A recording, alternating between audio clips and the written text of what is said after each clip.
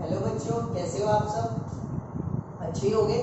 देखो, आज हम जो क्लास लाए हैं वो विद्युत का पार्ट 4 लाए हैं। जो हमारे दूसरे प्रकार के सवाल चल रहे हैं प्रतिरोध के, उसी का एक सवाल करवा दिया। दूसरा और तीसरा मैं आज लेकर के आया हूँ।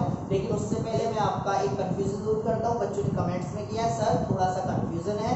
कंफ्यूजन क्या है बच्चों को है सर मैथ आता है, फिर साइंस आ जाती है, फिर भर्ती परीक्षा आ जाती है। तो मैं आपको बता दूं, बिल्कुल भी कंफ्यूजन नहीं होगा। आप चैनल ऑन कीजिए, चैनल में प्लेलिस्ट पे जाइए। प्लेलिस्ट पे मैंने वहां 4 प्लेलिस्ट बनाई हुई है। पहली प्लेलिस्ट आपको मैथमेटिक्स की है, दूसरी प्लेलिस्ट आपको फिजिक्स की है यानी विज्ञान विद्युत जो चल रहा है उसकी है, और तीसरी इसमें भर्ती परीक्षा है, और चौथी मजेदार प्रश्न है जो बहुत कम लोग जानते हैं। उन प्रश्नों को आप अपने दोस्तों के साथ शेयर कर सकते हैं, पूछ सकते हैं एक दूसरे को। तो बहुत ही अच्छे प्रश्न है जो बहुत कम लोग जानते हैं। तो आप कंफ्यूजन दूर कीजिए, डायरेक्ट चैनल ऑन कीजिए, प्लेलिस्ट में जाइए और आपका सारा कंफ्यूजन दूर हो जाएगा। Very good. अब आप यहाँ देखिए बच्चों के प्रतिरोध वाले सवाल, जिनका मैं पहले फॉर्मूले का फंडा वगैरह बता चुका हूँ। बच्चों को बहुत अच्छी लग रही है, ठीक, बहुत अच्छे से लाइक कर रहे हैं बच्चे। कमेंट्स कीजिए और शेयर कीजिए। अब इधर देखेंगे आप, निम्न चित्र में प्रतिरोधक R1 बराबर 15, R2 10 ओम और R3 30 ओम और R4 5 ओम और R5 20 ओम है। वह वोल्ट 18 जो बैटरी पर वोल्ट लगा है वो 18 वोल्ट की है। इस परिपथ में कुल प्रतिरोध व विद्युत धारा की गणना कीजिए। ये बोर्ड परीक्षा में 2017 में पूछा गया, उससे भी पहले कई बार आ चुका है। ठीक है, अभी फिलहाल में आया है तो मैं बता दूं, ये चित्र आपको देगा, ये आपका ये वो है जो वोल्ट लग रहा है या डिग्री है। अब ये देखेंगे ये कुर्सी लगी हुई है, ये एमीटर लगा हुआ है। अब आप ध्यान से देखें कि अगर मैं इस पॉइंट से इस पॉइंट तक की बात करूं, ये यहाँ से यहाँ तक की बात करूं, तो तीनों प्रतिरोध कहाँ आ जाते हैं? ऊपर नीचे आ जाते हैं ना। तो मैंने आपको बताया था ना, ऊपर नीचे आने के साथ समांतर क्रम हो जाता है। तो हम यहाँ लिखेंगे, जैसे ही हम हल करते हैं, हम लिखेंगे R1, R2 व R3 समांतर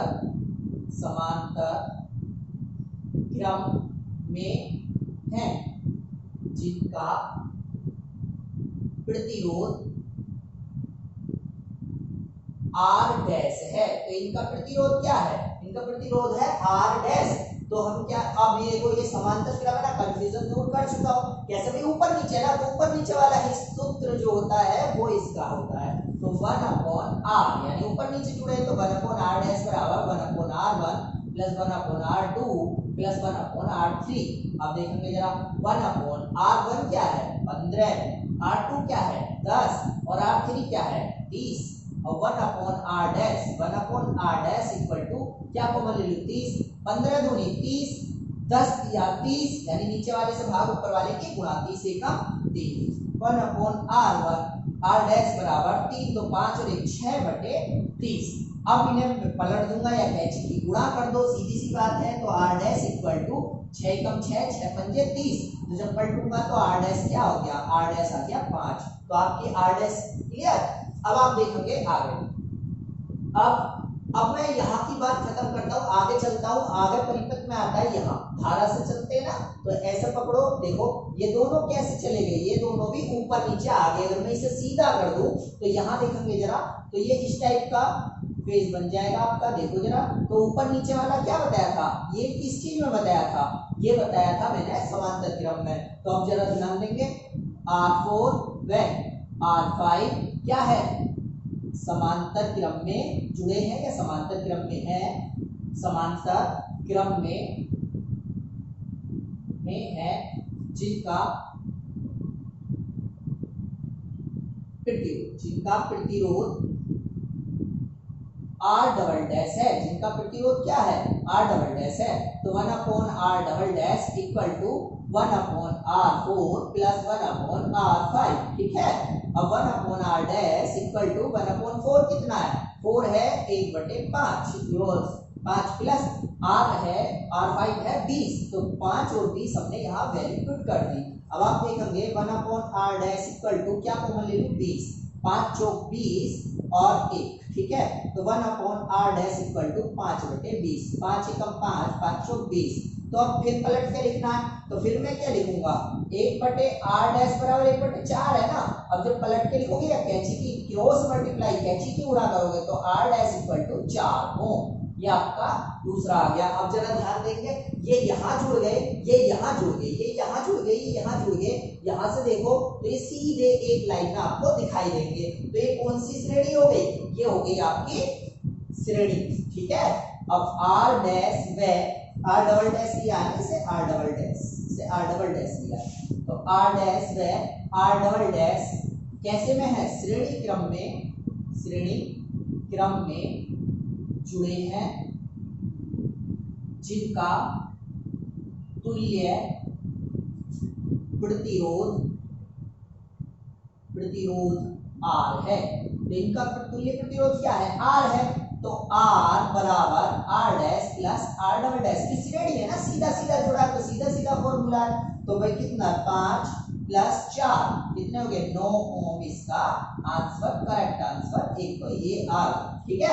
आगे देखेंगे आगे क्या पूछा है। तो दूसरे नंबर पे इसने पूछा है, जरा ध्यान देंगे, दूसरे नंबर पे इसने क्या पूछा है, दूसरे नंबर पे पूछा है इसने परिपथ में गिरा विद्युत धारा की गणना कीजिए। अब हमें क्या निकालना है, विद्युत धारा भी निकालनी है। तो कोई नहीं है, वो तो बहुत सिंपल है, मैंने एक फॉर्मूला याद भी करने की ट्रिक भी बताई थी और वैसे भी बताया था, क्या बताया था, V बराबर आई आर, V बराबर आई आर। लेकिन धारा की गणना कर रहा है तो I इक्वल टू वो क्या हो गया, V अपॉन आर। देख लो यहाँ से जो मल्टीप्लाई में वो कहाँ पहुंच गया, डिवाइड में पहुंच गया। अब भाई कितने वोल्ट की बैटरी लग रही है, 18 वोल्ट की बैटरी लग रही है। और कितने ओम का प्रतिरोध है, तो इसमें आपका 9 ओम आपका प्रतिरोध आया। अगर मैं इसको डिवाइड करूं तो I बराबर 2 एम्पियर की इसमें धारा प्रभावित हो रही है, 2 एम्पियर की इसमें धारा लग रही है, ठीक है। हो गया कंप्लीट, आपका ये सेक्शन कंप्लीट हुआ। अब आपको दूसरा दिखाऊंगा, ये बहुत ही अच्छा सवाल है, सबसे ज्यादा आता है। वैसे तो 2014 में आया है, उससे पहले भी आया है, मैंने 2000 के बाद वाले क्वेश्चन ले रहा हूँ कि 2000 के बाद कौन कौन सी क्वेश्चन आए। तो आप जरा ध्यान देंगे,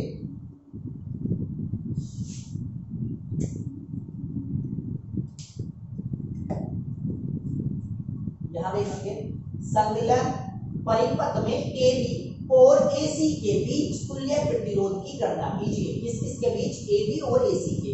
तो जो हम करेंगे तो सबसे पहले तो हम निकालेंगे प्रतिरोध की, तुल्य प्रतिरोध की। AB के बीच तुल्य प्रतिरोध के लिए, पॉलिटेक्निक एंट्रेंस एग्जाम में बहुत बार आ चुका है ये सवाल, ठीक है। अब देखो AB जिसके लिए कह रहा है वही पॉइंट लगा दो, आपको आसान हो जाएगा। AB में पॉइंट लगा दिए ना, तो अब जरा ध्यान देंगे, अब जब यहाँ पे हमारे 2 पॉइंट हो गए तो आप ये दोनों देखो, अगर आप सीधा करोगे तो आपको ये और ये सीधे नजर आएंगे। मैं बता दूं, नामकरण हम कर लेंगे R1 R2 और इसे हम R3 ले लेंगे, ठीक है। ऐसे ले लो चाहे ऐसे ले लो, आपकी मर्जी है, ठीक है। अब जरा ध्यान देंगे, R1 व R2 कौन से क्रम में आओगे, श्रेणी क्रम में जुड़े हैं जिनका प्रतिरोध क्या है, जिनका प्रतिरोध R डैश है, ये तो मानते हैं। तो R डैश में सीधा सीधा ले लेंगे, R1 प्लस R2 कितना आ गया, R1 6 प्लस 6 इक्वल टू 12 ओम आपका आ गया, ठीक है। अब लेते हैं दूसरा। अब आप ये देखो कि ये जुड़ने के बाद यहाँ आगे ये पॉइंट है, तो ये जब जुड़ गए तो जुड़ने के बाद ये कैसे हो गए, ये भाई एक पे ये जुड़ गया 12 ओम और दूसरा आपका ये जुड़ा हुआ है, ये तो भी सीधा सीधा ऐसे यहाँ जुड़ गया ना, तो ये दोनों कहाँ आ गए, ऊपर नीचे आ गए। तो आप क्लियर माइंड में सोच लिया करो, देखो ड्रॉ तो वहाँ करोगे नहीं बेकार में, इतना वहाँ ड्राइंग थोड़ी ना बनाना है, इतना वहाँ तो जो आवश्यकता है वो ही करना है, ठीक है। तो आप ये देखो, ये जुड़ने के बाद ऊपर नीचे आ गए, दिमाग में एकदम सोच लिया करो। अगर अभी शुरुआत में समझ में नहीं आता तो आप रफ कॉपी ले लो, उसमें कर करके देख लो, ठीक है। अगर कोई भी प्रॉब्लम है तो कमेंट्स कीजिए, मैं सॉल्व करूंगा आपको, ठीक है। अब आप देखो, अब आप यहाँ देखेंगे कि R डैश व R3 समांतर क्रम में जुड़े हैं जिनका, अब तुल्य प्रतिरोध निकल जाए, जिनका तुल्य प्रतिरोध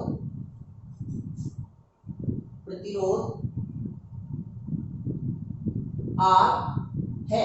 भाई तुल्य प्रतिरोध निकाल लें तो अब देखो समांतर क्रम में 1/R बराबर 1/R डैश प्लस 1/R3, ये जुड़ गए ना। अब आप देखेंगे 1/12 प्लस 1/3, देख लो।